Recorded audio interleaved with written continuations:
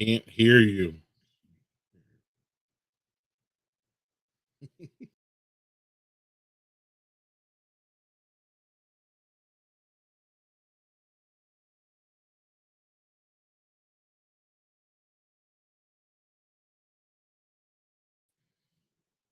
Welcome to Badger Beer Hour. Landon, I can hear you. I got it. I got it. I love it. I love it. What good would it be if we didn't have a mishap in the beginning? So, as Greg said, welcome to Badger Beer Hour for July 2023. We've got a lot of Wisconsin beer things for you tonight. An interview with Fred Swanson and Doug Randall about the great taste of the Midwest. We've got all sorts of news, a few events, a beer spotlight, plus all of the normal ramblings. Chris's computer going out, my microphone going out, and all of the good things you've come to know at Badger Beer Hour. So we're going to change things up a little bit this month. We're going to start off with the interview. Here's Chris.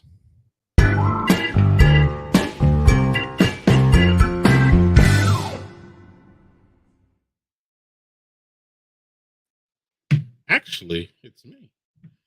Chris is not, he disappeared from my screen, y'all. So while we wait for Chris to arrive back, who, if y'all have watched the stream, y'all know Chris has had been problematic with his internet. So I'm going to introduce my friend Doug Randall, who is the chairman of the Great Taste of Midwest, one of the best beer festivals in America, and my friend Fred Swanson, who has been a part of this club for 400 years. Fred, it's close to 400. It's okay. Jurassic, but it's Jurassic for Swanson. So, all right. Well, I'm going to fill in here until our journalist extraordinaire is able to join us. But I'm a very familiar person with both of y'all. We are all, I would consider, friends. I'm part of the club, maybe not right at the moment, but I was the past year. So I'm really excited about to hear what's going on with the Great Taste this year. We are probably so Doug, you are the chairman. This is your first year, right? This is my first year as chair. Yep, I've been involved with the fest for this is my 11th year as a czar. With the fest, I've been a fest goer for much longer than that, since the mid 90s, and I'm filling in for some very big shoes with the likes of Mark Garthwaite and Jason Walters as my predecessors. Yeah. And am I? Okay, no feedback. All right. So we are past COVID, y'all. Or at least, post COVID as far as y'all goes. Are there any restrictions on the taste this year? Not this year. Last couple of years? Don't have any in City Madison Parks and Dane County Public Health Department is not imposing or asking us for any restrictions. So we're putting on a really big show this year. Really big show. Excellent. So is it officially back to pre-COVID numbers and all that as far as last brewery? year? But we are back to full strength. We're looking at a complement of about 200 breweries. That number is always just a little bit flexible based on individual brewery circumstances, things like that. So we're averaging with that kind of a brewery count. We're expecting somewhere in the 1,300 to 1,500 beers range for samples for imbibing. Amongst 10,000 people. So yeah, I mean, spread out a little bit. Right. And everything from the best Kolsch you'll ever try to the biggest, baddest barrel-aged monster you could ever find. Yes. And before Chris gets here, I have to ask about the cask ale tent. Any chance? The real ale tent is still in retirement at this point. We are reimagining that for next year. So a little precursor for the 2024 Great Taste. We're looking at bringing it back in a reimagined form. And I think that's all I'm going to say about it for right now. We do have the infrastructure to be able to operationalize it, the shelving, and all of the stuff that, casks may need to make it very, very different. Greg, do you remember the backstory of how we ended up with that? No, but I'd love to hear it. Chicago Real Ale event went on for 10 plus years, I believe, and then kind of went into retirement themselves, stopped, and then we bought their infrastructure. And that was what we then started the Real Ale tent with.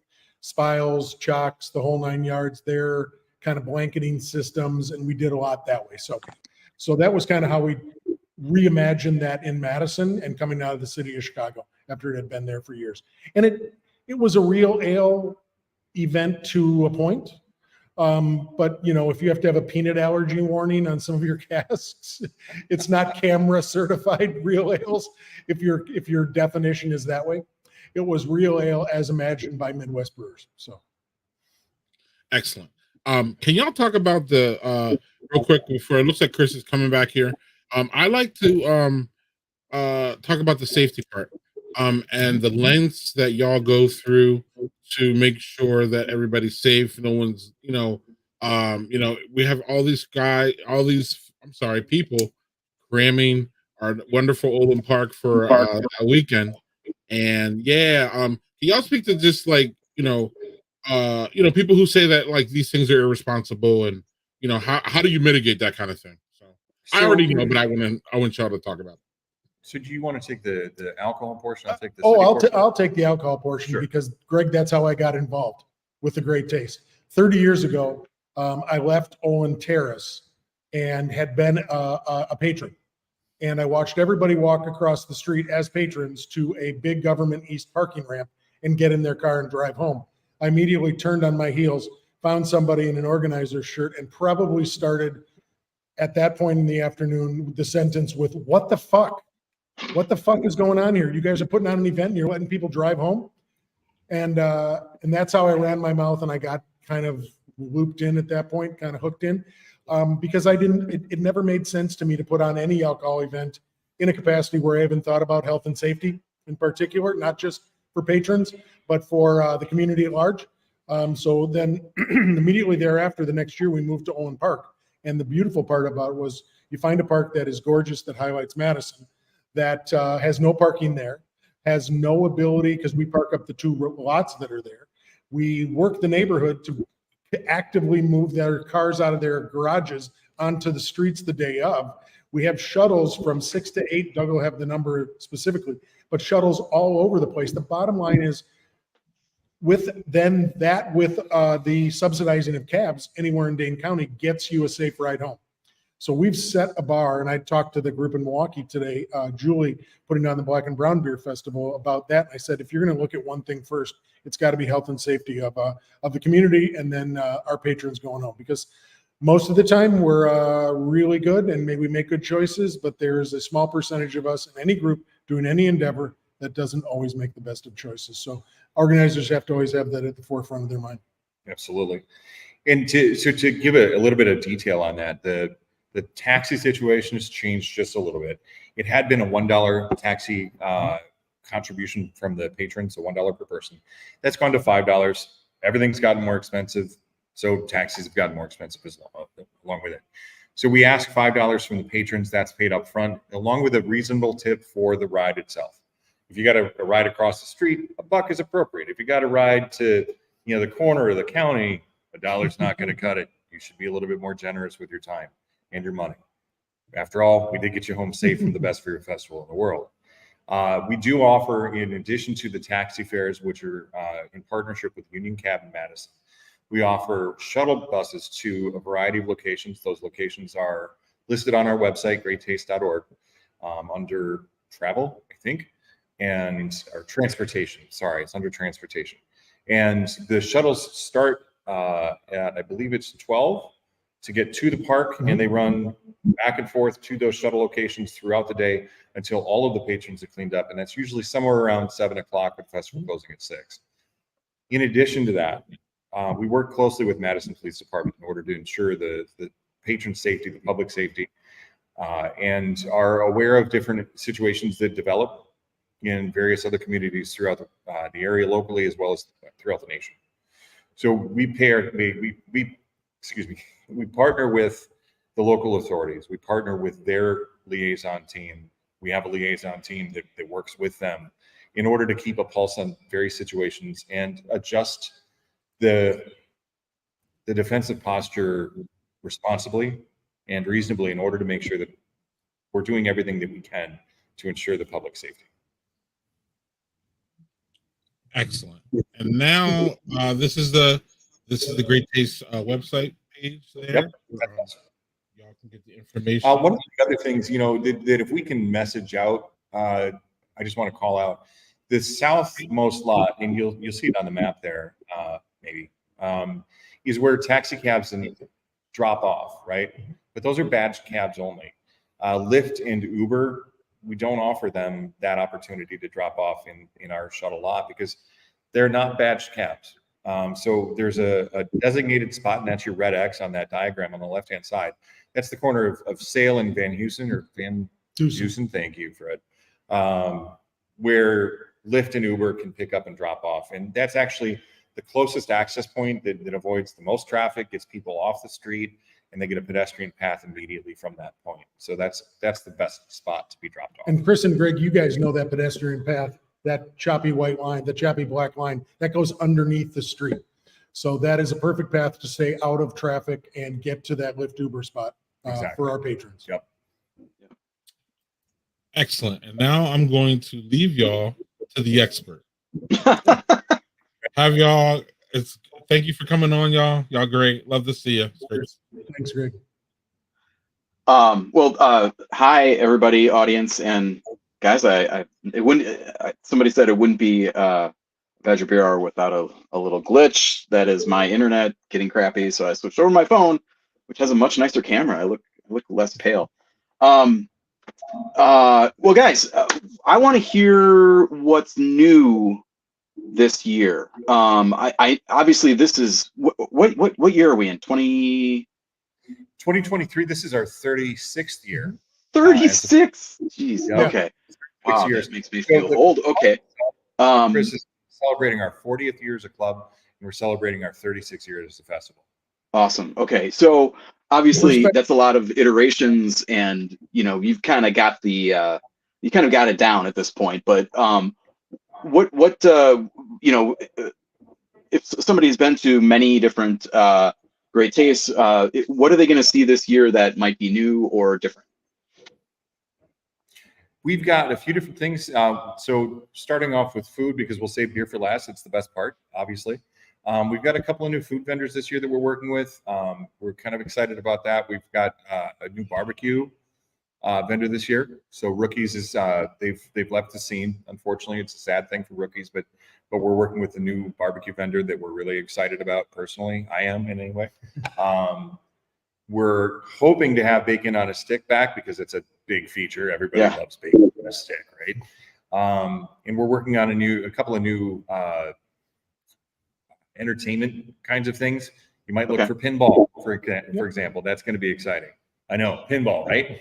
There's going to be pinball. There's going to be a pinball competition. What? And there's going to be That's a Great Taste. competition as well. Yep. So there's a 64 slot round robin rock, paper, scissors, or Rochambeau tournament happening at the fest this year. So that's some of the entertainment.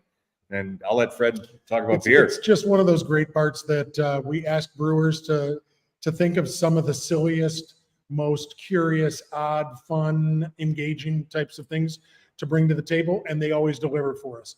So Microphone out of Elk Grove Village is just down the street from Stearns Pinball.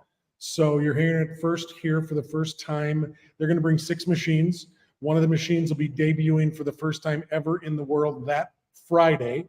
So we'll have it online on Saturday, and they will also have a leaderboard above those machines so that you can not only sample, you can also look at your scores and see how you stack up against 10,000 potential competitors.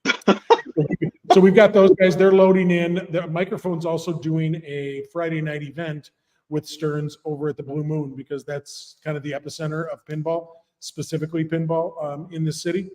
Our friends, Kevin and the crew out at Lone Girl in Wanakee is helping to organize a 64-person rock, paper, scissors, which will only get funnier as the day goes along. You know, and then we'll have championship awards for those people, those folks as well.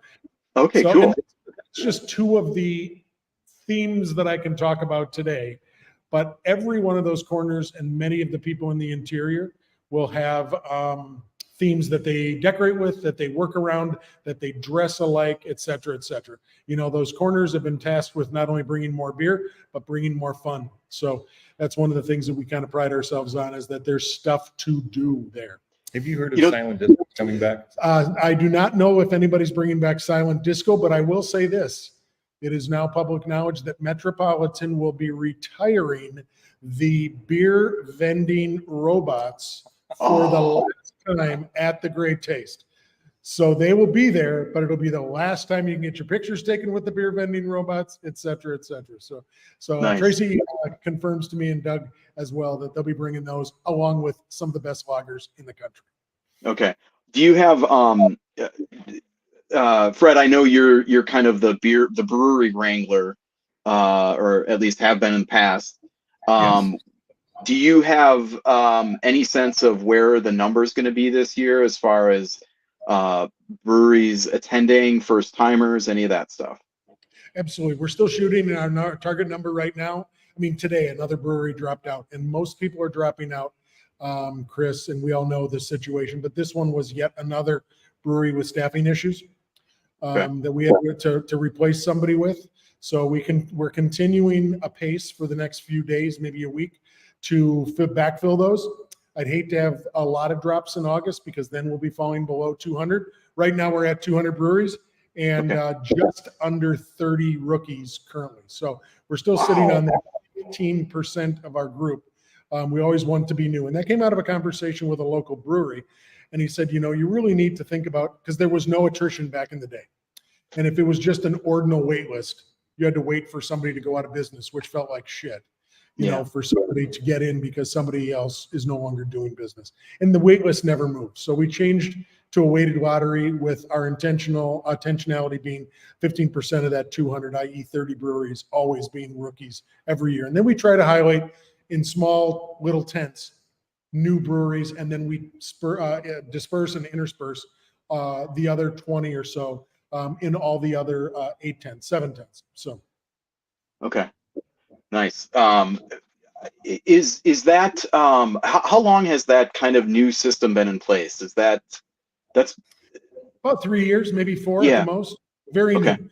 It Okay. gets to the point of where people now are encouraged and feel like they actually have a spot, feel like they Right. can actually get in. Our wait list is roughly as long as our attendee list. So if you're constantly upsetting 50%, but yet of those 50% on that list, you know, 30 of them can get in, and we'll expect to be able to get in the next year. And then it's statistics from then on. Once you get in, for the way it works, Chris, is everybody has a lottery weight of 1. If you've never been in, if you've never attended, everybody has a lottery weight of 1, and then you get your years of attendance after that.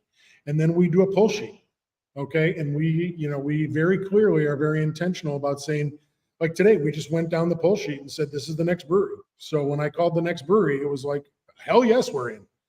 Mhm. So, you know, it'll get to be more common knowledge, I think, with our customers. But I think, because one of the things you can do is you can search on our app by rookies, and that is many people's, it's not 10,000 people's, but it's many hundreds of people's day at the Great Taste. It's like, sure, I'll intersperse a few beers I've never had, but I'm going to visit those 30 rookies and I'm going to go hard with those guys. It is the #1 search term on our app, rookie. And then people can kind of make their day around that. You can also search on that app by beer style. You can search by state. You can search by, you know, who knows how many different ways there are. I know that, I only want to drink Kolsch's today, so that's what I search by Kolsch. So The app, as per usual, Chris, will be released the week of the fest. right. Are we still doing a printed program as well? Yep. Okay. There's still demand for that. I don't, as much as I love electronic format for written documentation from a professional standpoint, there's still enough demand for that book with a map. We're still committed to it for now. mm-hmm. I find, I mean, in my own personal experience, I love having a record. I mean, obviously I'm coming at it from a little bit different approach than a lot of people, but But still, like in the moment, I am reaching into my back pocket, pulling that thing out, and deciding where am I, what am I going. It just, to me, it's a lot more usable, and I kind of don't really want to be on my phone at the Great Taste either, which is a problem because I end up with like 4 pictures, and it's all like from the first like 20 minutes when I'm like taking pictures of every little stupid little thing instead of like, you know, the big stuff. Anyway, journalism, beer journalist problems, right? Well, I wanted to ask something that I feel like has been something I've been noticing over like certainly last year and maybe even a little bit the year before, but the year before was a little bit of a pass because it was first year back and everything was weird and different. And I guess everything's still weird and different now, but I would say that in my kind of in the 20 years or whatever I've been doing the Great Taste, I feel like last year was maybe the loosest kind of secondary market for tickets that I had seen yet. You know, I after that fest, or really before the fest, after 2021, I kind of started advising people, if you want to go to this, like the bar to entry in terms of like the advanced tickets and the planning that goes into it changes the clientele of the fest for the better, for sure. Everybody who wants to be there is super excited to be there, or everybody who is there is super excited to be there. And did I just glitch out again? No, you're good. You're good. We hear Oh, you. I'm good. Okay. Now we just, But it's the what am I saying? I lost my train of thought here. Sorry. It's Chris, let me- the I think I can kind of pick up where you're at here. I started telling people, if you want to go to this, just go, and even if you don't have a ticket, you'll be able to find one the day of the fest, and that really hadn't been the case pre-pandemic. And I'm wondering if you guys see the same that's kind of same trend, and if there have been any discussions internally about that, whether it's a good thing. I mean, I know there were some reports this year at the sale in May that of tickets being unsold after the line, you know, went through at some outlets, or at least one outlet. So I guess I'm curious what, you know, how the guild sees that trend, whether you see it and kind of what you think about it if you kind of confirm it. We see a couple of different angles on that trend, Chris. So previously and even currently still, I am one of the social media coordinators. So I have been. That's one of the roles that I filled in addition to other roles for the organization. And last year, you're not wrong. We saw a significant uptick in sale and trade of tickets through social media, mostly through Facebook. That's where we're most prominent. We do have a presence on some of the other platforms, Twitter, Insta. We're looking at some of the other ones as they start to come online and gain traction, like Threads and whatnot, right?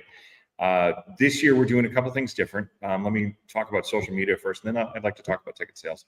So for social media, we do have an official sale thread on our private Facebook group. It is a private group because last year, one of the things that we noticed was that we had such a significant uptick in scamming. People that you knew immediately, if you were paying attention, didn't have tickets. They were trying to email you tickets. And one of our core principles is that we have a paper ticket. And we're not looking to move away from that anytime soon. So nobody's ever going to email you a ticket, email you a code, email you anything. They need to send you a paper ticket. They're taking the playbook from all the other scams that they run and trying to apply it to something where that just won't work, right? Exactly. So that's one of the things that we're doing. And to help curb that this year, we're making one thread on each of our pages so that all of the ticket trades happen there. And if they try to happen in any other conversation, they're just immediately deleted. No warning, done. There's one official thread for it. And then as to the sales themselves, last year we had a reasonable turnout, but there was a lot of pandemic concern still in the air, I think, for 2022. 2023, pandemic is it's not gone. And I think COVID is going to be a long time before it's actually gone. It'll be the fever, right? So I think it's always going to be here. So when it comes to how we're handling that now, we've introduced a new payment platform for paying for tickets for in-person sales. We had been doing checks years and years ago, but that just got too complicated. Too many checks we had to run down and chase and whatnot. It's complicated for the bank, so we went to cash only. We did that for a number of years. This year, we introduced a ticket platform. We actually use the same platform that I'll talk about in another moment for our lottery. The ticket platform allowed people on site to scan a QR code, go online to a ticket portal, a web app, and pay for the ticket, and then show that they had paid for the ticket. We could scan it and done. No cash transaction whatsoever. There is a convenience fee, but there's always a convenience fee for that kind of thing, right? That's something that people expect, whether it's DMV or Ticketmaster, right? The lottery took on a new format. Instead of mailing in a self-addressed stamped envelope with a check, we had an online lottery. And we did run it as a true lottery. We collected all the names, we collected all the payment information, and then ran a random number generator and chose the winners. And so from those, we had a true list of winners, and we had a true list of people that unfortunately did not make the cut. They didn't win. And so I think that those folks are going to be able to have a much greater success with picking up tickets through the online portals. So hopefully that'll work through things like Facebook and social media sales. But you're not wrong. There's always people selling out front of the fest for face value. Never buy a ticket for more than face value. So there's always opportunities. And it's always been that notion that for years there's always been tickets, particularly for our group sales, that come through because everybody got on a bus. But then when you bought a ticket in May, you used to date her. And now you're no longer dating her, and then you have no other friends. So now you have one ticket, and your poor little sore ass is getting off that bus, and you're trying to find somebody. So there's always been that measure of that, but that's always the same thing at any sporting event, any concert. So we are very parallel to a lot of other events when it comes to that. And now I don't see Chris. I'm not sure if Chris is still with us. Chris's internet connection might be. You and I get to drink. Sketch. There we go. Cheers. There's Chris. I was like, Greg, let me back in. Yeah, sorry about that, guys. I think I guess one follow up on that is,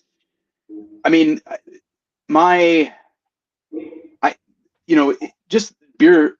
I feel like beer festivals in general, the shine has worn off a little bit. And I say that not as a cut on the Great Taste, that the Great Taste is the best beer festival, in my opinion, in the country.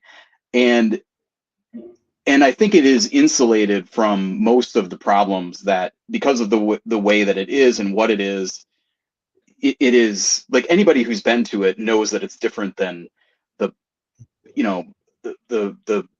3-hour drunk fest at the Lions Hall in the next town over or whatever. And I think those are the ones that are going away. But I do wonder if the guild has talked about, like, if demand is softening. Well, I guess, do you guys feel like demand is softening? And if so, is that a good thing or a bad? I mean, there's I don't know how many are on the can't, like, sorry, next time list, on the lottery, but I imagine it's hundreds, probably more like thousands of people who don't get to go to the Great Taste every year. So maybe that's not a problem. I don't know. How do you guys think about that? Or have there been discussions about that? We're still pretty proud to be holding a sold out show every year. Yeah. Have in-person sales softened a little bit? Yes, they have. But that doesn't mean that those tickets don't get sold. Those tickets get rolled over and they get sold. Sure, right. So that the people want to make sure that you got a ticket. The best way to do that is still to show up at one of our sales sites and buy a physical ticket. Yeah. You pay electronically or you pay in greenbacks, buy a physical ticket, day of sale, right? And that's always the first Sunday in May. Rain or shine, that's when it happens. Noon, first Sunday in May. Just like the fest is always the second Saturday in August. And there was a second half of the question there, Chris. I can maybe I can address that. When we started this, Chris, beer festivals were in absolute need, if you codified it that way or defined it that way, to find new beers, because your local taverns weren't stocking those, they weren't pouring those, draft lines didn't have those. a lot of your liquor stores were not able to get certain beers. One of the things that we got right back in the day were a lot of things. The first thing we got right was people to beer to porta potty as a ratio. We have hit that mark routinely, and if you fuck that mark up, that's the first thing people remember. It's Number bad. two, Yeah. we didn't know it at the time, but it has now become extremely prescient and very, very much what we're known for. And it's the notion that the person or persons behind the table are people that touch the beer, made the beer, can answer your questions. This isn't even the GABF when it comes to a bunch of volunteers that cannot answer one of your questions. That is not a rip on them. It is not a, hometown small little beer festival in northern Wisconsin where it is the Kiwanis Club running it through a distributor and they're pouring a lot of beer, but it's cans from that distributor. So it's that notion of, so we had those two things. We got those right. Then it was make it feel when you're in that place like you're inviting people into your house. Treat this park like your home and treat these guests like family. And those guests are both vendors as well as patrons. Then put it in a park that overlooks one of the prettiest cities in the world, okay? Put it next to a lake, and then don't ever get it to where people can drive there. I think we've lucked out, and that if that's not the best visual for a beer festival, I don't know a better one. Amen. So, it highlights our city. It showcases us as a community. We got a lot of things right from the beginning, some by happenstance, and some by clear directive.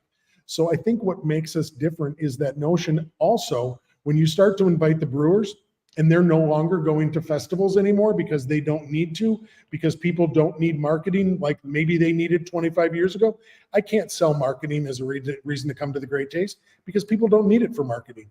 They need it because they want to see their friends that they see once a year in Madison, and they want to hang out with them on Friday night downtown, and they want to have dinner with them on Saturday. That's how you sell a festival, and that's what attracts the people to come to a festival that want to be able to ask questions, get involved, and get intimate knowledge. Do it that way. Make sure that you treat the brewers right, and everything else falls into place for the most part. And, Chris, I think one of the other things that differentiates us from other beer festivals is that we are the largest beer festival run entirely by volunteers. Our mission is not just to have a beer festival. It's for community involvement. We donate $30,000 or more to charity every year, and that all comes from the fest. We fund our club programming as a homebrew club with the fest. It's our single fundraiser for the year.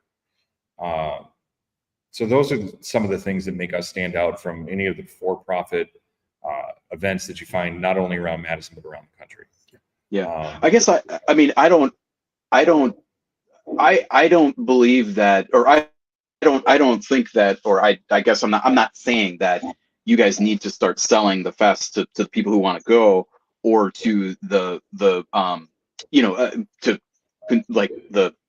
guests, or to really the brewers, because I think, the like you say, 36 years, there's a track record there, and every Midwestern brewer knows about this festival, but I guess I do wonder how, do you think this is a trend that will continue? I mean, are you concerned about maybe having to cut back on the number of tickets at some point, or have there been any discussions along those lines? I'm going to take that one because I think Chris Welch from Trixie's said it best when he closed Growlers to Go. Yeah. And he said, the city of Madison needed this concept when I could get all of these great beers and I was the only one getting those kegs. But now if the VFW around the corner from your house has an option of 2 IPAs on tap, my business isn't needed anymore because we've spread the word. Okay. People are now putting things on tap. When was the last time that we all went to a place anywhere in Dane County or in many places in Wisconsin where you couldn't find a beer? I can't remember the last time that's happened to me. So, or even a really good beer. I mean, right? Right. I mean, Absolutely. it's come on. I mean, there's so many reasons that things are different now. So you lean in on what you do well. And one of the things that we think one of the things that we do better than almost anybody is relationships. Okay. If you have deep and abiding family-like relationships, provided you like your family. Okay. It's that notion of you treat people like you're inviting them into their house. You know, this is family. Come on, man. One of the things we do, Chris, and we started this 10 years ago, was when the brewers show up on Friday, we say 2 words to them, and it's welcome home, because we want them to feel like this is their house also. This town is their town. We want them to feel differently than they're going to any other commodified beer festival in the country. We treat them that way. We try to touch all their things that they no longer have to touch. We do things that no other beer festival does when it comes to load in and load out and heavy lifting. I mean, if you can tell a brewer coming from, you know, Lawrence, Kansas, that the last time they're going to touch their full kegs and all their equipment is when they load up in Lawrence, Kansas, because when they roll into the park, we take everything and we take it right off and put it behind their table. And on Saturday morning, we deliver cold kegs to their table. So all they have to do is get in an Uber from their hotel, go in, tap kegs, game on. Or better yet, get a union cab. Yeah, because they're totally. local.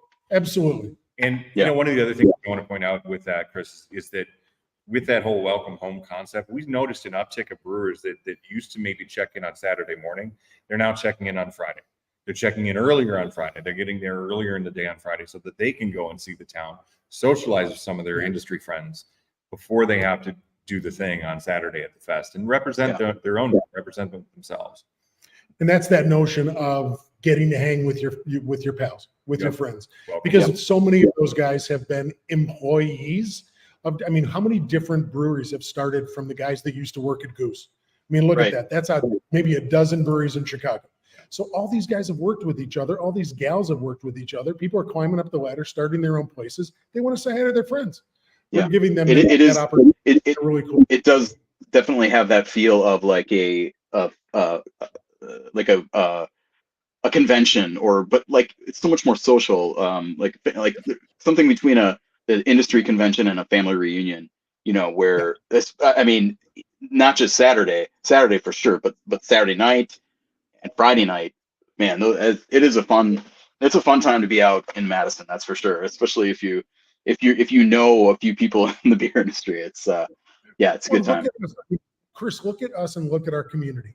We are able to celebrate food and beverage in a town of 250,000 the way no other town our size does. We've got James Beard Award winners. We've got some of the best cuisine in this city. We've got some of the best beers. We're getting great distilleries. If you don't want to come to this city for a weekend, okay, particularly on Great Taste Weekend for something as simple as food and drink, you're missing a big opportunity to come to a really world-renowned space. And now we're getting, the food competition, in 2024. There's a lot to recommend coming to Madison and hanging out Friday, Saturday, and Sunday and spending a little money and seeing what we're all about. Absolutely. One thing I wanted to ask about with in kind of this maybe new environment where maybe a lot more people are being able to go for the first time potentially.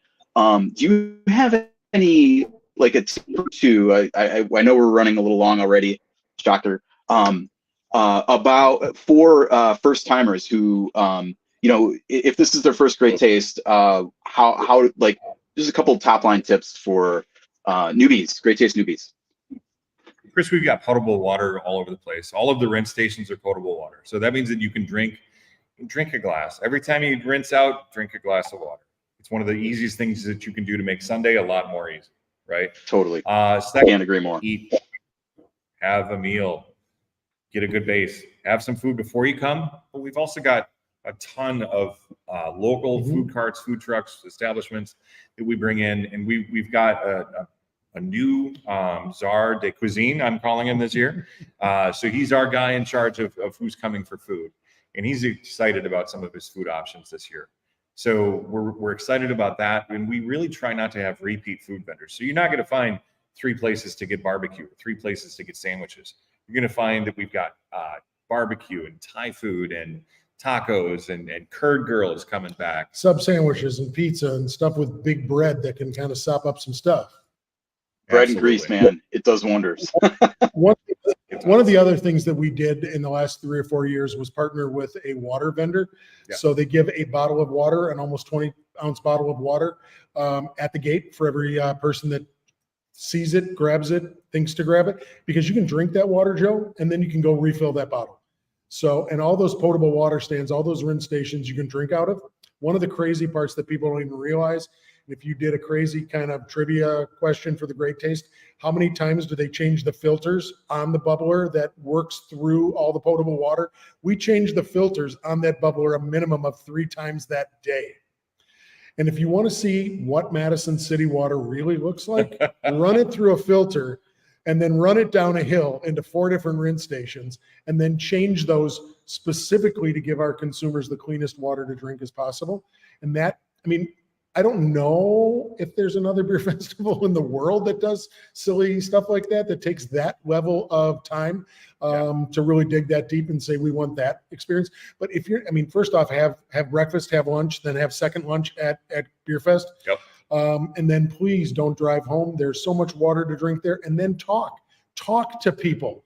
Have a glass, talk, stop for conversation, not just your running crew that you came with, but ask questions for the people that are there. These are artists, men and women that spend their lives making these libations for us, and then have those conversations. You can get into the weeds with these guys, and it also stops and puts the brakes on drinking a lot during the course of the day. Yeah. You know, Chris, if you do the numbers, 200 breweries, 2 ounces pour, right? That's our pour. That's 33 beers, 33 12-ounce beers. Nobody should do that. You shouldn't have one beer from every vendor, much less every beer from every vendor. That's just not even possible. It's not reasonable. It's not smart. So do the right thing. Eat some food, have some water. Like Fred said, all the rinse stations are filtered water, for God's sake, and have a great day. Hey, Greg. Hey, I'm back. So I wanted Chris to ask this question, so it's good that he's out of the way, so then I can get what I need. So I wanted to talk to y'all real quick about can y'all talk about, the Great Taste has evolved in the years from just a 1-day event. Now it's legitimately a 2 or 3-day event. Can y'all talk about the Great Taste Eve and how the Great Taste has really blossomed that? So a lot of our partners, and I like to think of them as partners. I don't know that they necessarily think of themselves as partners, but they work with some of the individual breweries to do tap takeovers. So you'll find the likes of Bell's just on every tap at Maduro downtown. You'll find Argus has got 3 Floyds, and Tipsy has got Surly, and Lucille has got Central Waters, and that's just to name the ones that pop into my head off the top. And there's others that are not open tap situations where they're pubs, right? A public house where they can have anybody's taps on. There's other places like Giant Jones, the Delta Beer Labs, that are both excited about doing Great Taste Eve events this year. They want to have a party on that Friday because it's not only good for them, but it's good for the city. It's good for everybody. So we've got breweries that are bringing in folks that didn't get into Great Taste. That's one of the unknown tricks of Friday night, is that there are so many. It is a beer festival itself on Friday night. So you can locate yourself on the square. You can locate yourself down the Isthmus on the Near East Side. If all you did was walk between Malthouse and Dexter's and Tip Top and Oso and the guys down at Parched Eagle. I mean, that's X blocks along, and you're going to see 12, 13 breweries just on that. And you don't really have to leave your house. You don't have to get into a car. You certainly don't even have to get into a cab. Then there's places on the near west side. There's places on the south side. The boys at Black Rose Blending are doing some things with a handful of breweries, most of them that didn't get into the Great Taste. So, I mean, there are places, the epicenter on Saturday is us. The city is the epicenter for Friday night. Absolutely. And we make those people very clear. All of our waitlist people know that they are invited into town. They have access to tickets if they want to see what it's about. For some odd reason, they've never been. But we also try to help manage a little bit in the background some of those people into other places on Friday night.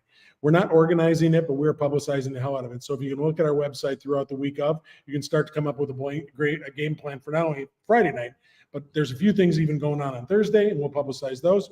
And then there's a few pop-up brunches that'll probably arise during the next few weeks that'll show up on Sundays. Yep. Yeah, and you see some of the breweries too making specific not specific great taste beers, but beers for the great taste or that week Yep. or already talking about it. I already saw Giant Jones say, "Hey, we're brewing something we haven't brewed in 3 years," and it just really all adds to the excitement of the fest, and it's one of my favorite things. And you don't even have to have a ticket for that. Exactly.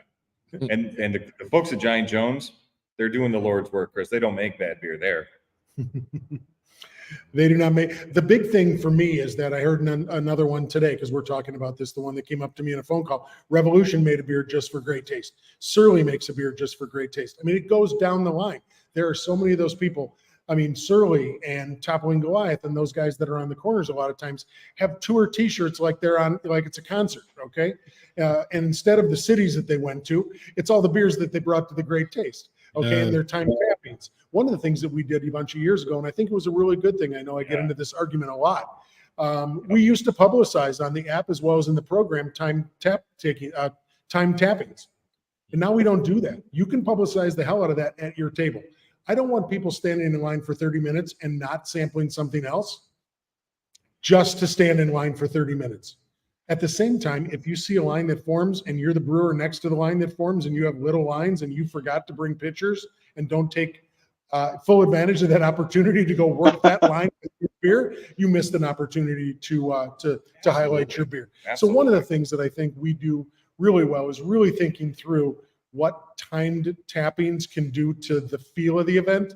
If it's just 100 people there and 100 people there and 100 more people there, you know, that if you're not in the know, that makes you feel a little odd. It feels like we're a tiered system now. It's a bunch of people that really are insiders that know a lot, but I'm not a person that understands that. I'm not a person that feels really comfortable walking up and saying. So, I mean, let's just make it a little more egalitarian. You put a sandwich board up in front or start screaming at people at 1 o'clock. Hey, we got a time thing at 3 o'clock.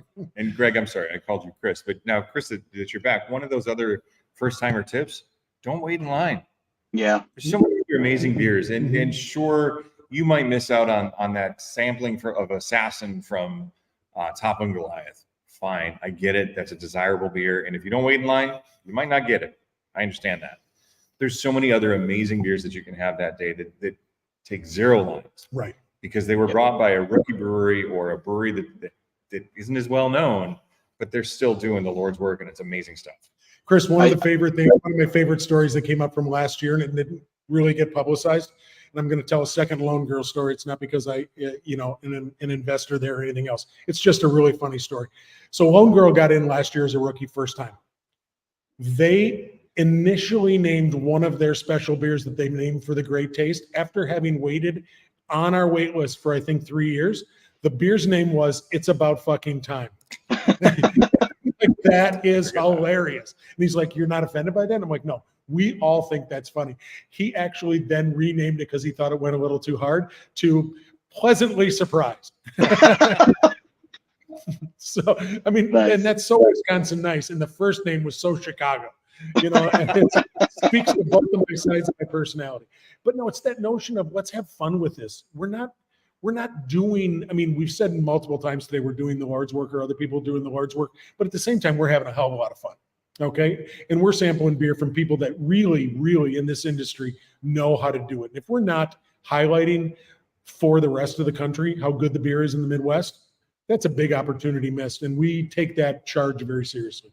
We have our own Easter eggs in the program, Chris. You start looking around at some of the table assignments as to which brewery got assigned to which table. It's a process, and it's a process that's done with a fair amount of love and fun. And look for those Easter eggs.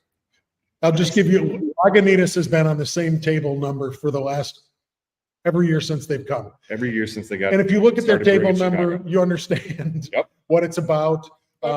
Is it possibly Waldo's related? I'm just kind of guessing. Yeah, very much Waldo's related. It's very much safety meeting related. It's time for a safety.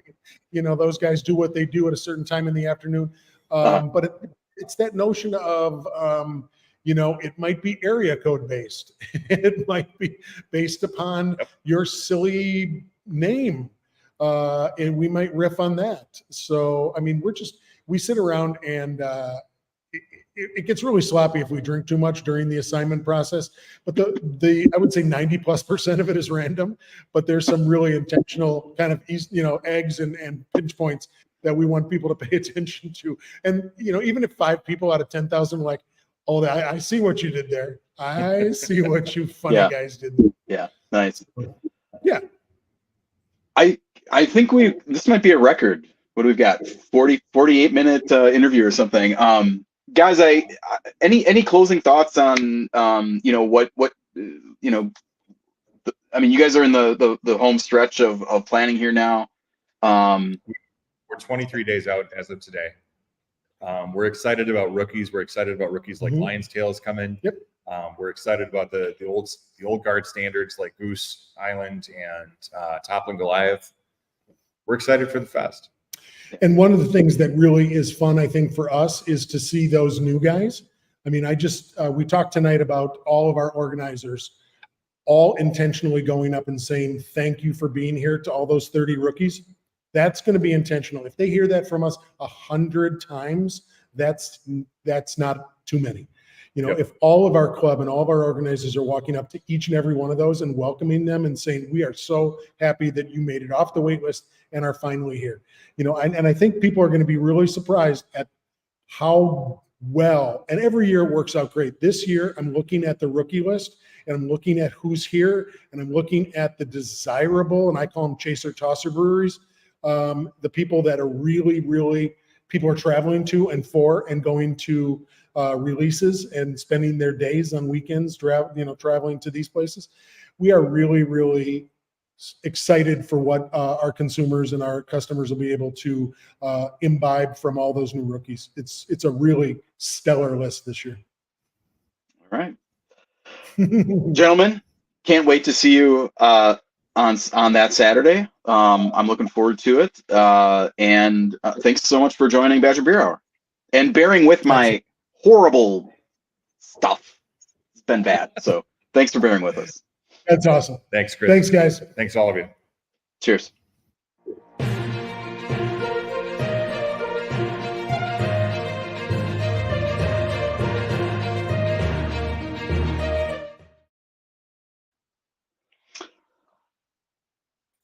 Did you take a breath? Did you?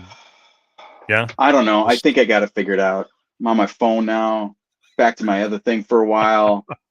It's just what an amateur hour over here. Yeah. Well, hey, that's that's what happens when we're doing this virtually. I hope it's stable now. Yeah, it seems to be. Because news, we got a lot to talk about. Although I think I might run through a little bit quicker than I was going to before, because we're staring down a Badger Beer hours potentially here. We've been there, done that. Yeah. All right. You can always come back, folks, and listen and check it on replay if you got to go to bed. I think a lot of people watch this after the fact anyway. Maybe they fast forward, through That's true. some of the parts. Yeah, that's true. You're not going to want to fast forward through this, though. We got some good news this week. Yeah, we've got some great news. We're going not all good news. I mean, we have to qualify that. There's some down news, in the sense that we've got a lot of it in it. Yeah, significant. There you go. That's a better word. Yeah. We're going to lead off with a closing. Speaking of the bad news, yeah, we're going to. Well, I'm going to lead off with whoop, there it is. Sprecher Black Bavarian. How about that? There you go. But I can do both, Landon. Yeah. A closing, right. I'm as I'm opening. Okay, so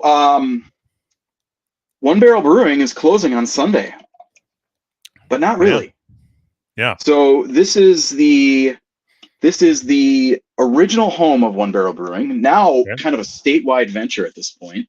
We've got we've got the original tap room on Atwood Avenue and on Madison's east side. We've got the Egg Harbor tap room, opened in 2018, 2019, something like that. I should probably look that up. And then we've got their kind of wholesale operation where, Commuter Kolsch, Penguin Pale Ale, Influencer, IPA are all kind of out in cans, bottles, big cans now mostly, And those are made at Octopi. They made no secret that they're contract brewing there. Obviously, Right. One Barrel Brewing for a long time literally was a one barrel system.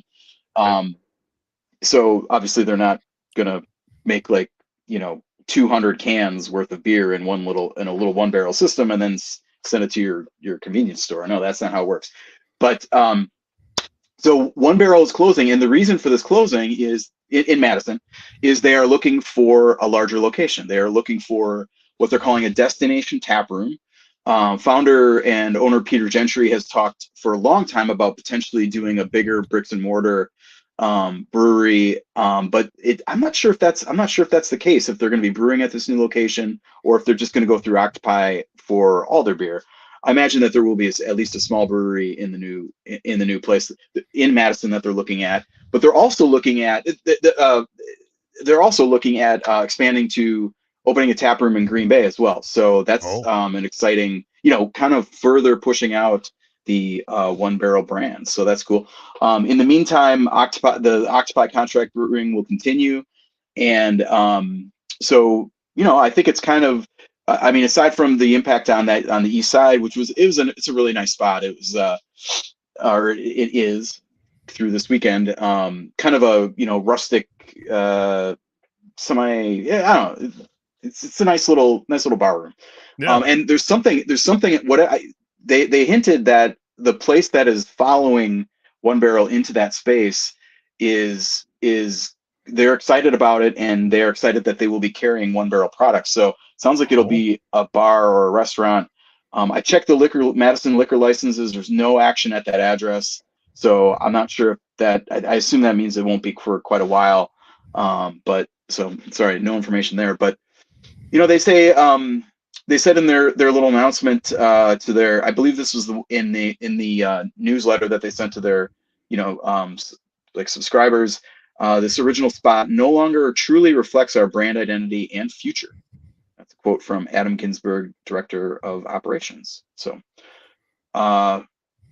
exciting things happening in One Barrel, even at One Barrel, even though in the short term, the east side is going to be down a watering hole.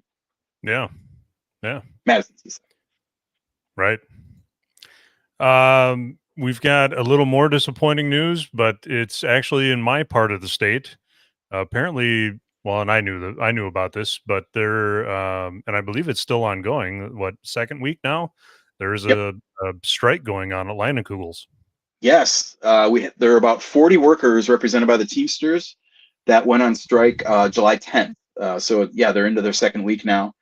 Picketing outside the original. This is only at the original brewery in Chippewa Falls. I'm assuming that they have, different labor units have different contract negotiations and everything. Yep. Work is proceeding as unchanged at the in the Madison in the Milwaukee. Leinenkugel's has a Milwaukee presence as well. Obviously, there's a lot of Leinenkugel's made around. Yep. But this is at the original brewery in Chippewa Falls. Their quote is that they this is from the union. They rejected the meager wage increases offered by the beer maker. So it seems to be not working conditions or whatever. It's just salaries. Right. And in a statement, a representative for Leinenkugel's said that they have made quote made a competitive offer that exceeds local market rates for similar unionized roles. And they added that they don't believe that this strike will affect supply.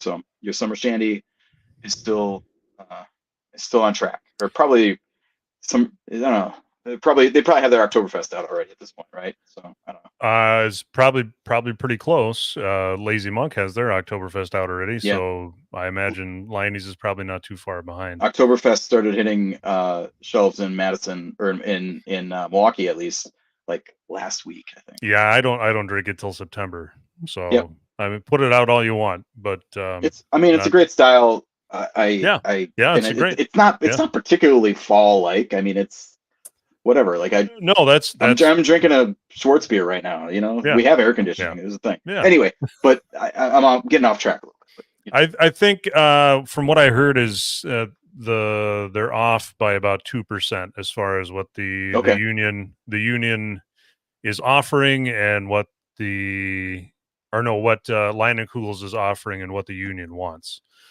So there's a little bit of negotiating to do there. I'm sure it'll be resolved. Yeah, I think so. The beer that is made in Chippewa is a lot of like local distributor stuff. So Yeah. basically anything that you're getting outside of the Chippewa Valley is all coming from Milwaukee. Yeah, they've done big expansions in the past couple of years at the what's it called, the 10th Street Brewery, Yeah. which is that big, it's a huge red, you can't miss it. It's right along I-43, a huge red building. They just repainted it bright red with Leinenkugels branding on it. So yeah, they added a pretty, I've been in that brewery, like the brewery part. And it was really tight. So I think they added some warehousing space, and it was very cramped before. So, and I'm not sure, I assume probably fermentation space too. So anyway, what else we got? What else do we got? We'll close up with a roundup of, well, of course, Milwaukee news. No, wait, hold on. We got to talk about AB 304 first. Oh, sorry, I missed that one. Yeah. AB, this is cool because I've got so, some inside information on this one. Ooh, yeah, inside All information. right, so AB 304, everybody will remember from last month's Stellar stream, that is the major overhaul of Wisconsin's alcohol regulations, creating a new division on alcohol beverages, mostly codifying things that had kind of been essentially in place through kind of regulators saying, yeah, this is how we want to do it. Now it's putting a lot of that stuff into law and creating a team of agents that can enforce all this stuff. But there have been some significant flaws and challenges to this law. Where we last left it, the Assembly had passed it 90-4, so real unusually wide bipartisan support for a bill that has, I think, there's tons of bills that just pass on voice vote all the time. That's not a big deal, but to have a bill that has this many potential pitfalls with all three tiers of the alcohol beverage business agreeing that this is what we want to do is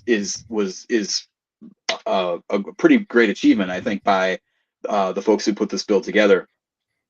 So it's in the Senate now. Basically, nothing's happened since last month. It remains in the Senate. There are no floor periods scheduled in the Senate, but there's plenty of time left in this session. And so I think the presumption is that this will pass in some form. Because I spoke with an Assembly representative last week who had some insight on how this kind of went in the Assembly. And they said that there were more concerns about this bill than that vote might suggest. There was definitely some concern over the impacts on the wedding barn business. Folks from that business kind of sector talked about being worried that they were going to have to shut down if this passed, because they would be forced to get a liquor license that, in some of these rural municipalities that are that where they're located, that could be really onerous and difficult. And maybe they only have 5 events a year, and they'd have to pay, if you have to pay a ton of money to make this happen, that it could be a challenge to their business. Or it'd be impossible because some of them don't have liquor license. They don't have liquor licenses to give, right? But that fundamentally, that is a local decision, and they could change. Like local, it's not that like the state dispenses or caps the local licenses. So I said last month that I'm not sure that I don't buy the death sentence for these businesses. I think that this is going to create some impetus by municipalities, cities, villages, towns to take care of the issues that they didn't have to worry about previously. Right. Get Right. these wedding barns some liquor licenses, and make it, and don't make it onerous on them. Right. And address some of the local some of the pop-up events and stuff that that we talked about a lot last month. Anyway, so what I was told was that that there were concerns on both sides of the aisle about these issues that have been raised about this bill, and the Republican leadership, which has a pretty wide majority in the assembly, just said, we're not going to do it. This is the bill. There were a couple amendments that were brought up and shot down. There was one amendment that was brought up and enacted, and that was sponsored by Robin Voss, who's the Assembly Speaker. So he's controlling this. He's saying, no, we're not going to do this. We're not going to nitpick it. This is the bill. We're moving it. Now, what I was told is that in the Senate, that dynamic could be different, and that they're with a smaller caucus, and I believe it's a little bit tighter on the party balance. That basically what they were told was that don't worry about it, vote for it. They'll address it in the Senate. So I think that there's the possibility that maybe there could be some wedding barn changes to it. There could be some, Ron Hockersmith talked about the Told Badger Beer Hour, in fact, about the issues with some of the language. I think that it's possible that will be addressed in the Senate, or at least this is that's what this Assembly rep told me. So we will see. We've got almost I think it's like 6 months, something like that, left in this legislative session. So plenty of time to address things if it is said to be. And and it didn't sound like, at least my source said that that the Assembly would that any changes to this would be a deal breaker in the Assembly, where obviously it was passed by a pretty wide margin. So we'll see. All right, stay tuned on that. I'm sure we'll have more. Now you want to talk about Milwaukee? Now we'll talk about your Milwaukee news. Yeah. All right. I decided to bring this all into kind of one little mini segment because I'm extremely self-conscious about overweighting Milwaukee news in Badger Beer Hour, which has a statewide purview. We love you, Superior. We love you, La Crosse. We love you, Green Bay. Madison, you're fine. We got you. All right. But yeah, we got a bunch of Milwaukee stories, and one I'm gonna have to. I need to get back from my cheery demeanor a little bit because the godfather of craft beer in Milwaukee has entered home hospice, and I'm talking about Mike Romans, who is the proprietor and founder of Romans Pub in Bayview.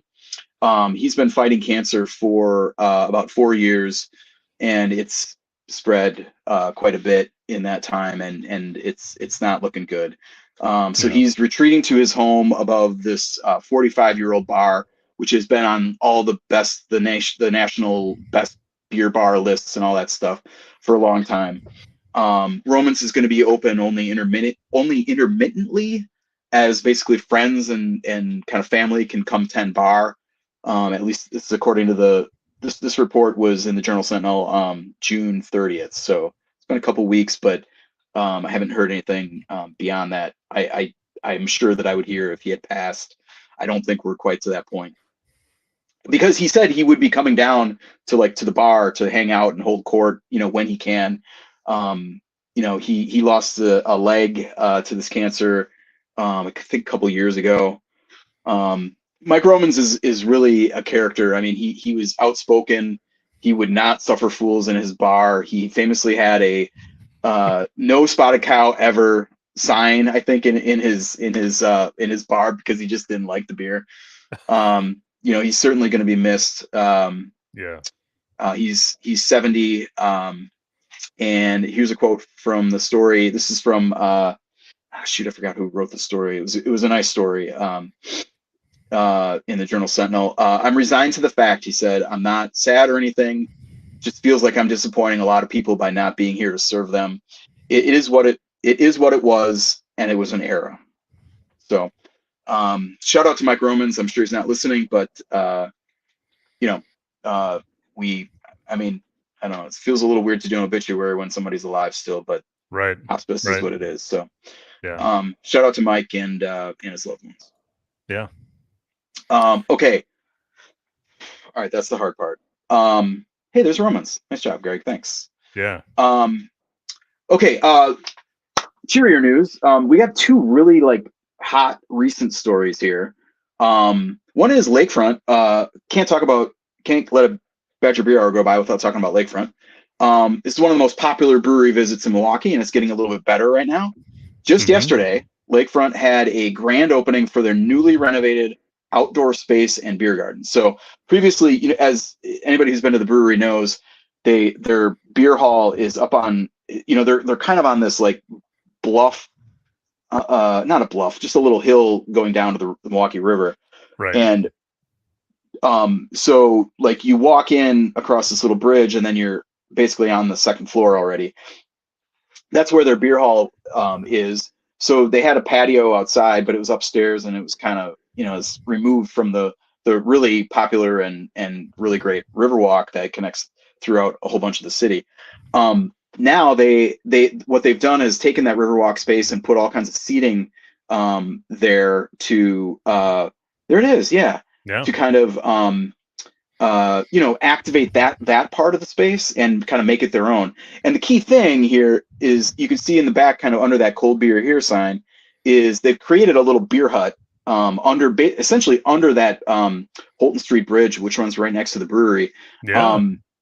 So now you can actually get beer out there before you'd have to go upstairs and bring it down. Right. And I don't know. So that's kind of a pain in the butt. So it's pretty cool. They had a grand opening for it yesterday. They've kind of been phasing some of this in over the summer, but looks pretty hot, guys. Look at that. That's pretty nice. It's pretty nice. Good brewery to visit. Just got better. Yeah. Okay. Exciting. And then it is. And then this one just dropped today, hours ago. Our friends at Eagle Park in Muskego is where their kind of main place is, and that's where this action is happening. They just got a new brew house at their 3-year-old brewery, just arrived today, and this is it's the same size as their current system. It's a 20-barrel system, but it uses what's called a mash filter. So this, instead of going to a lauter ton, they basically mash filtering basically squeezes the wort out of the beer. It's literally a press that is a lot more efficient and basically does the same thing, and it's faster and everything. So kind of think of it beer brewing is a lot like steeping tea, and you know how you have your tea bag in there, and then if you can squeeze you can just let it drip and dry. But if you squeeze that tea bag, you get more out of it and faster, which actually they don't really advise you doing that. It kind of messes, you get more tannins or something. I don't know, whatever. But it works fine, I guess, with the beer stuff. So they say it's going to allow them to brew 5 batches in the time that it currently takes to brew just 2, which I guess is it's kind of a weird thing instead of 2.5 to 1, whatever. So, but you could turn a lot more batches more quickly. They always had more fermentation space, more fermentation tanks than they had, brew house capacity. So it's basically more than doubling capacity. And then it's also going to, and I'm not sure what the why on this is, but it allows them to brew smaller batches too. So, more kind of innovation and they say exciting new ingredients with this new system. And the efficiency is significant. They're using 30% less grain and 40% less water for each batch. So that's a lot of cost savings there too. So that's, wait, that is the Badger Beer Hour news for July. Greg wasn't ready. He wasn't ready. It's a little abrupt. That's all right.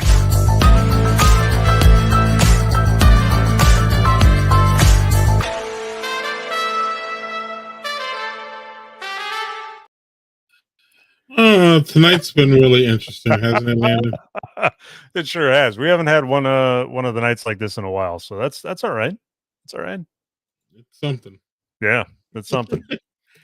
But what we've, else is something is events. we've got a few events, not many, believe it or not. I don't know if everybody's just gearing up for a Great Taste of the Midwest or waiting on Oktoberfest or whatever, but Or we've got a few. tired. So Tired from all the spring ones or something. yeah, maybe.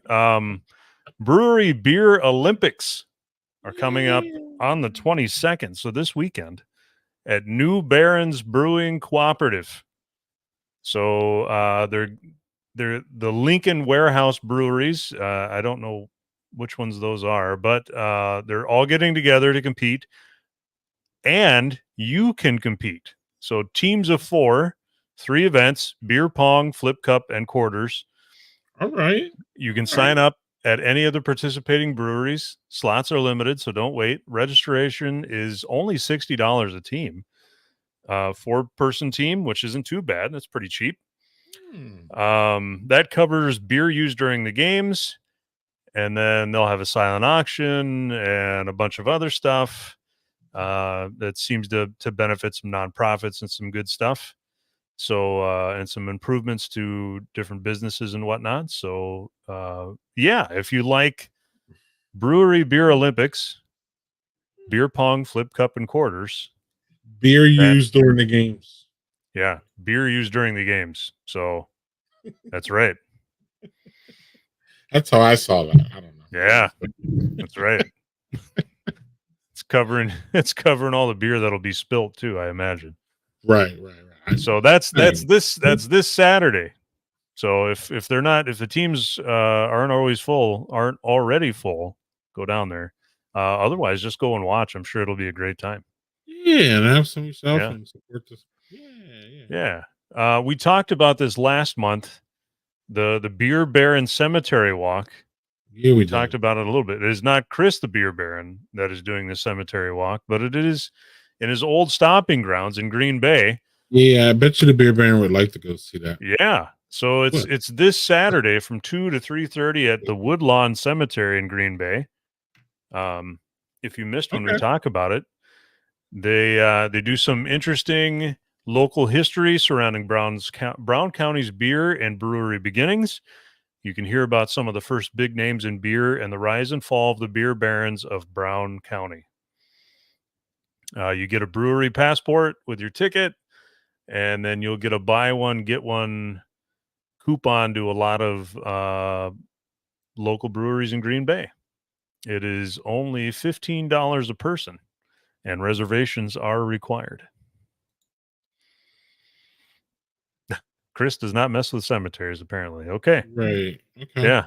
Yeah. So that's a good one. Coming up in August, so not too far away, August 5th, Malt City Brew Fest in Manitowoc. This will be from 2 to 5:30. So we've talked about in past years about Breese Malt. So their company is putting on their 2nd annual Brew Fest.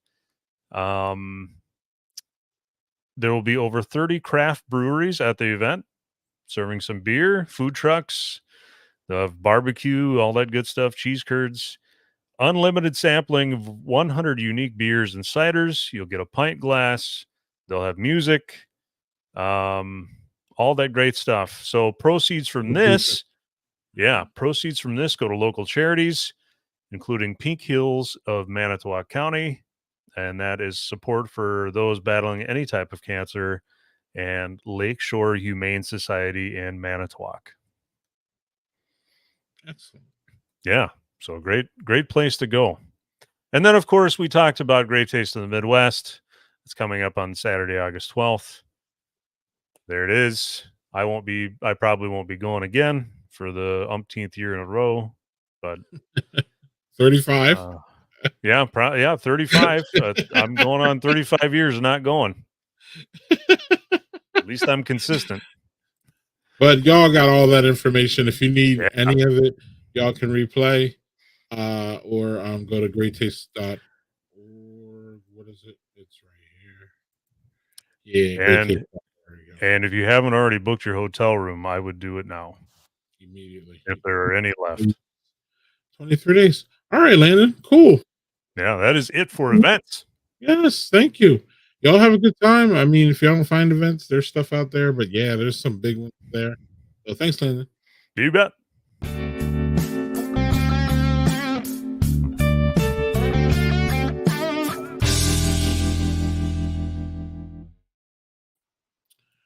Welcome to Last Call.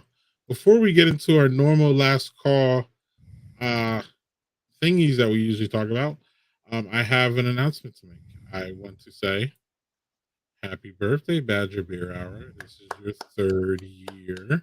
Wow. You debuted July 15th, 2020. Look at that. And this is what it looked like, y'all. I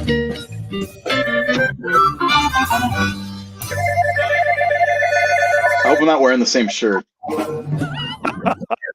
I hope you were. I hope you are. Welcome to Oh, Oh no, not that one. First look at edition. that. I am here with my friends. Landon. Yeah, enough of that. Enough of that. Y'all can find that at You know, it's a wonderful surefire. That's a surefire way to make us all feel horrible. Is make us watch ourselves on video. Right? Yeah. It's good. Right, It's good. right. Y'all can go see that on our wonderful Badger Beer Hour YouTube channel. But I just wanted to thank y'all for 3 great years of bringing Yeah. the cool content that we've curated and worked on and all that. Y'all are the best partners I could have in this. So I want to thank you. Thanks for making this happen, Greg. It would not Yeah, happen thank you, without you. Greg. No doubt. Absolutely. With Yeah. that being said, y'all, what else is going on, Landon? Anything new going on with the Tap Room Travelers? We're working through some behind the scenes stuff, so that we can start producing new episodes. So, Cool. yeah, Cool. hopefully before the end of the year, we'll have shot a few. But I want to say, if you haven't already picked up New Glarus' strawberry rhubarb, get your hands on some of that before it's gone. Oh, is it is still good is it stuff. still as good as it normally? Is it the Oh, yeah. normal? Oh yeah, it's good. I'm You know, digging the that's- cans. That's Yeah. a beer that I feel it, and you know, it's a wild beer, so I don't think this is like any cut on it, but I think it varies quite a bit year to year. And my wife drank up all the ones that they sent us, so I don't know if it's good. It I is remember good. last year's was Wow. amazing though. It I was is- like, it is holy good. shit, this is. You didn't even get a sip. Man, This- okay. I might have gotten beer a is sip or also something, good. but not enough. Not spend it. That It's sounds like amazing 2 to endorsements to me. So Landon and your wife. So It's good. I'm gonna run and get True. it. Right. that's a beer. I mean, that's a beer you just get. I don't know. I think if you like that beer, you know about that beer and you buy it every year. Like you should. Why would you? I mean, I forget about it. Let's be honest. There's so many damn beers. There That, are. And there's Yeah, always that's another. So Chris, we were gonna have a spotlight, y'all, but our interview went a little long and we had some technical difficulties if you didn't see. So, but Chris, I do want to give you a little bit of an opportunity to talk about your beer spotlight real quick if you wanted to mention it. Well, yeah. I mean, we kind of just pulled this one out today, but I got a 4-pack of. I had got it a ready to graphic go for- here. I got a Hold graphic for you. Yeah. It's Okay. there we go. It's a Dank Beast from Lake Louie. Hmm. It's a double IPA that came out. I believe it debuted earlier this year. So it's not exactly it's kind of a new beer, but you know, this is I think it's one of the first Lake Louie beers that's been introduced, you know, since Wisconsin Brewing went all in on the Lake Louie brand as far as the consumer facing stuff. And it's a double IPA, which it's really good. I mean, not to do the whole beer spotlight thing right now, but it's very clean and bright, and it's boozy though. It's like a 9%, I think, 9.1, and it kind of reminds me a little bit of the profile of Pipeworks Ninja vs. Unicorn, which is a very high compliment. And especially considering I think this 4-pack of Tall Boys was like $9 or something. So Wow. nice price point. Wow. Yeah. Really nice Yeah. beer. I don't know. That's Okay. it. I don't. We Nice. don't need to make a whole Nice. beer spotlight out of this, but it's fun. Oh, It's a nice. fun mention. We got it in. Yeah, got it in. So, Chris, what else is going on in Beer Baron World? Well, I'm going to be mining that interview from. I'll listen to the whole interview because I missed half of it. And I'll be mining that for a Great Taste preview. My co-columnist Katie Herrera is going to be collaborating with me, I think, on that, or maybe I'm collaborating with her. Probably more likely. Sounds like she's been doing a lot of outreach and stuff on that. So, great. It's Great Taste season in the beer writing business in Wisconsin. So that's going to occupy a lot of my things on the magazine side. Our August issue is coming out soon. It is awesome. I'm very proud of it. And I don't know. That's all I got. Cool. Having a great summer. A lot of floaty beers this year. Nice. So y'all can catch Chris at the Great Taste of the Midwest. Yeah. If you see me, say hello. I might be in Tangier. No, but I love talking to beer people about whatever. So if you see me, you know what I look like. Come on up, say hi. We'll hang out a little bit, have a beer together. It'll be great. Yep, and I'll be in Don't Pittsburgh. be weird, don't be like, I don't want to sign any autographs or that's. Somebody asked me to sign their Great Taste program once. I was like, Yes, did you sign it? okay, I did, but Okay, I was Okay, good. it was very uncomfortable. Chris, you and I will never. I might try to get a ticket so I can get Chris to sign something for me. Right. I'll sign. You can bare your bosoms, and I'll sign them. I'll sign them. Chris is more That's the only thing I'm inspiring signing of yours. than- Bare Chris chest. is- Oh my goodness. What? We're gonna What? segue off of that. No, I'm Aw. just gonna say Chris is more Ballpoint, inspiring than he though. gives It's gonna himself hurt. credit for. So I'll say that. I'll be in Pittsburgh at Barrel Flow. If anybody nice. is going to be there, probably Nice. not. Nice. But it's it's a family trip, and family enjoys dropping me off at my beer events and going to do cooler things than what I'm doing, apparently. And it's all good. It works. And but yeah, so the next time we will see y'all is August 16th, and this will be after the Great Taste and after That's the Barrel Wednesday Flow. after Great Taste. Yeah. Yeah, so we'll have some we'll have the latest news, events, All right. and other things for y'all. We're gonna get out of here because we are now the Badger Beer 2 hour. And yeah, so I want to thank y'all again for another great episode. And it was nice to see y'all after I literally saw both of y'all at the same place at the same time again. We're I doing know, this right? too much, y'all. Was that Crazy. since our last show? We didn't talk about that, did we? No, it was the show No, we did. before. It was. Yeah. It was a show before. And eventually we're gonna have Yeah. some content for that, y'all. Yeah. One step at a time, yeah. Yeah. Y'all have a great rest of the summer. It'd still be summer when I see you, but have a great summer. We'll see y'all. Yeah. Everybody. See ya. Thanks for take watching, care. everybody. Thanks for watching. Thanks for supporting us. And we'll see y'all August 16th at 8 p.m. Central.